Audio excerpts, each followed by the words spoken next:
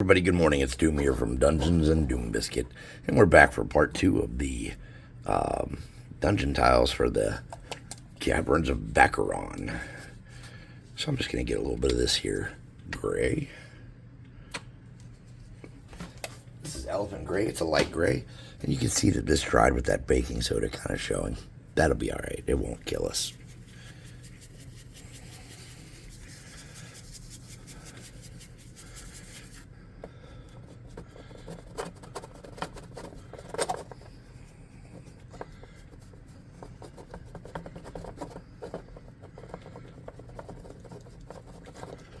All right.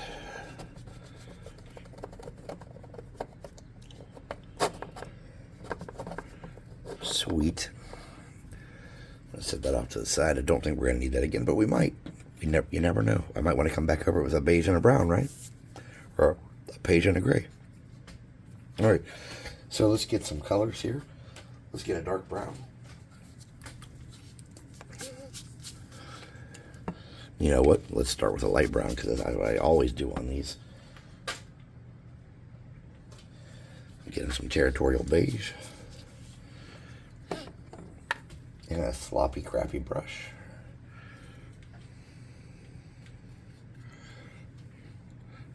Some water. More water.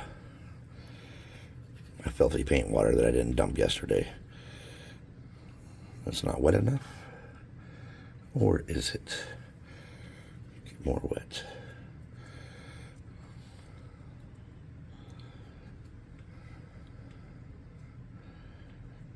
Hello. There's a piece of paint here. Can't get it. It's part of it now.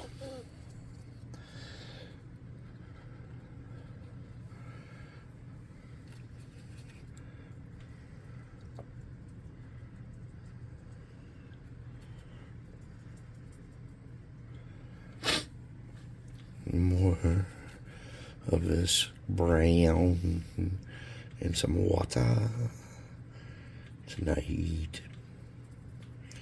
All right, so we're doing a lot of majority of our work with that brown.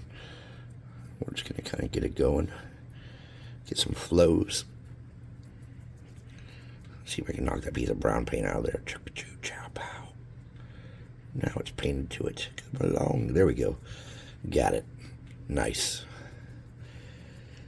There's a comedian, I think his name is Devin Clark. He's hilarious. He does these like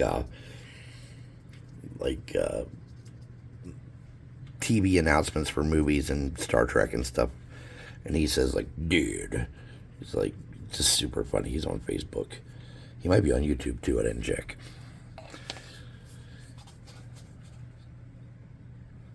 Now I'm going to get my dark brown. I'm going to steal some of that. Some of that. Yes, I am.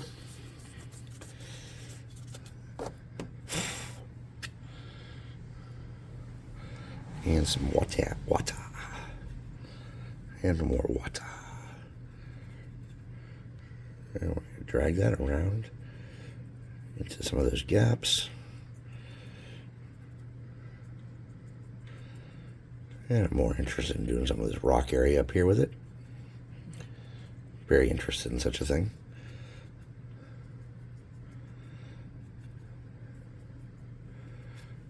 I need more brown.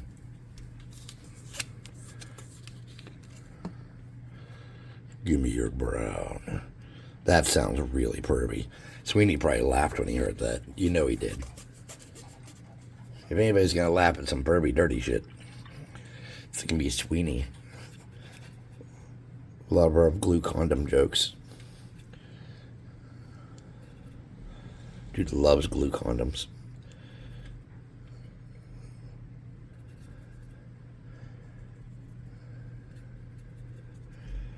I found out that there are people on YouTube and Facebook and TikTok and stuff that charge money for personal messages.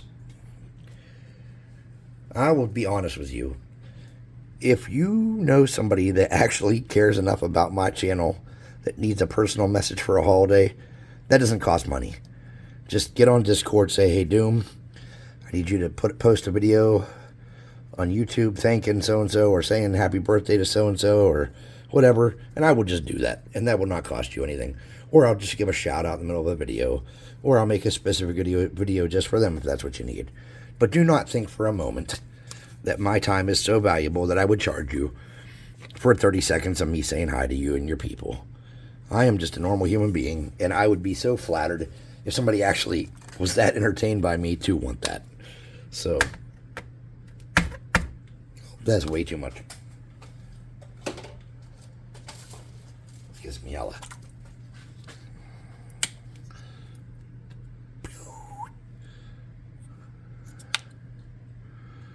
Sorry, it came off the top. And it was just an easy way to fix it, so I can see what color it is when I want it again. Alright, so we're going to get the brown and the yellow. And we're going to get some of this tan. Some of this yellow. There we go. Some more of that yellow. More of that brown. And some water. A lot of water. And let's come around here and do some work. Getting in the cracks and such. Filling in some of this. Smearing some of it together. With this water.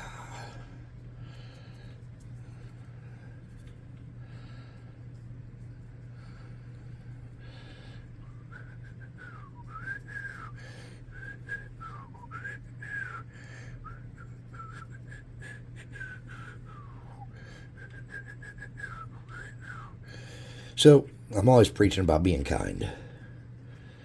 And I will tell you, I did something unkind a couple days ago. And I'm having a lot of trouble deciding if I'm supposed to apologize or not. And I know part of me knows I'm supposed to apologize, but part of me feels like I'm in an abusive friendship where someone who says stuff that offends me regularly and I just have to take it for the sake of the friendship. Like, this person has an intense political persuasion, and I'm an independent. And I have friends and family members and people that I care about that voted both ways in the election. So if you're going to sit and really, like, trash bad on one side, I'm going to try to bring you back to the middle. But in the process of that, I made it personal. And I feel really guilty about it. But at the same time, it's like, I know not to talk about politics with this person at all. And it happens to get to politics a lot.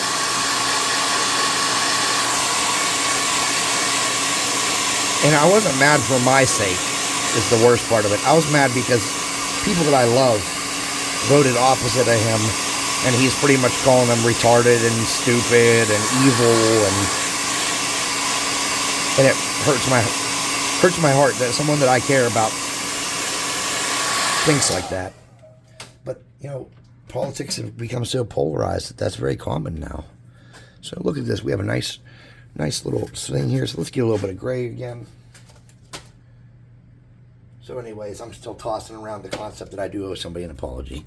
And it's hard for me because I like to apologize. But at the same time, I'm like, I don't know if I should. I should, but, you know, how do I apologize without bringing up a greater problem? Because when you apologize, you should make it about you were wrong and you are sorry. You shouldn't apologize and be like, well, you did this, so I said this. No, you should just apologize. Okay. And then this will bring it all in together again. And it'll catch some of those little higher spots. Some of those little sticky uppy rocks and stuff. And then this will make it match our other terrain pretty well.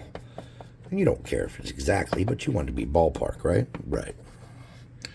So this is nice because it has some rough terrain. If you wanted to go here, you can move here unhampered. But if you wanted to come here, you would have to go too wide. You would have to do some rolls to accommodate for rough terrain. And this is just one example of many, many, many ways you could make a dungeon tile. The walls using negative space is probably my preferred method, but the dungeon tile, it actually looks okay, and I'm pretty happy with it. I hadn't measured it except for the width, so I didn't plan to make a set or anything, But if you were going to do this, you'd probably want to measure out your set, cut it all out, and make your little changes where your T's are or your crossroads, things like that. Y's in the tunnel, however you want to set yours up. But this was just an idea to show you how you can make one that looks good. You know, it looks sturdy, and it's very sturdy. And it's going to look nice for a long time. I'm going to clear coat it, and then it's going to be kind of sealed. And then I can stack it with other dungeon tiles.